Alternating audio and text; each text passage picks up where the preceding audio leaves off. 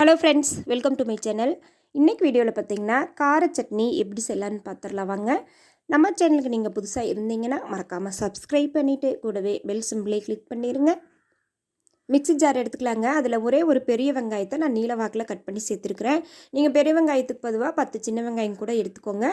இதில் பாருங்கள் 2 பல் பூண்டு எடுத்துருக்குறேன்.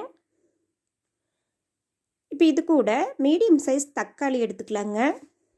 2 தக்காளி பழம் எடுத்துருக்கிறேன். நீங்கள் பெருசாக இருந்தால் 1 கூட போதும்.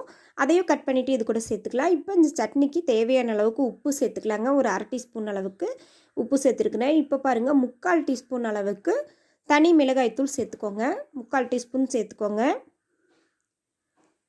இப்போ இது கூட பாருங்கள் சட்னிக்கு கொஞ்சமாக தண்ணி சேர்த்துக்கலாம். தக்காளிலேயே தண்ணி இருக்குது, அதனால் கொஞ்சமாக சேர்த்தா போதும். சேர்த்துட்டு நல்லா மைய அரைச்சிட்டு வந்துடலாங்க. அவ்வளோதாங்க, ஈஸியாக நம்மளுக்கு சட்னி ரெடி ஆயிடுச்சு. இப்போ இதை தாளித்து விட்டால் போதும். இப்போ கடாயில் பாருங்கள் ஒரு 3 டேபிள் ஸ்பூன் ஆயில், கொஞ்சமாக கடுகு சேர்த்துக்கலாம்.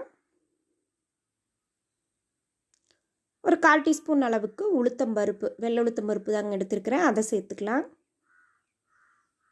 கடுகு உளுந்து பொரிஞ்ச பிறகு பார்த்திங்கன்னா கொஞ்சமாக மல்லி இலை, கருவேப்பிலை, அதாவது ஒரு கத்து கருவேப்பிலை, கொஞ்சமாக 2 இனுக்கு மல்லி இலை சேர்த்துக்கிறேன்.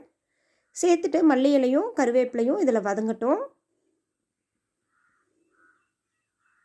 இது கூட பாருங்கள் நம்ம அரைச்சிட்டு வந்த சட்னியை இதில் சேர்த்துடலாங்க.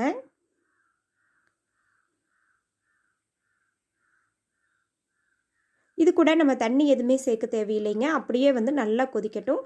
ஒரு 10 நிமிஷம் நல்லா உங்களுக்கு ஹை ஃப்ளேமில் வச்சு கொதிக்க விடுங்க.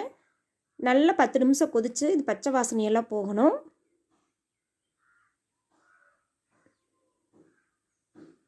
பாருங்கள் நல்லா கொதி வருது. கொதி கொஞ்சம் கெட்டியான பதம் வரும். அது வரைக்கும் நல்லா கொதிக்க விட்டுருங்க.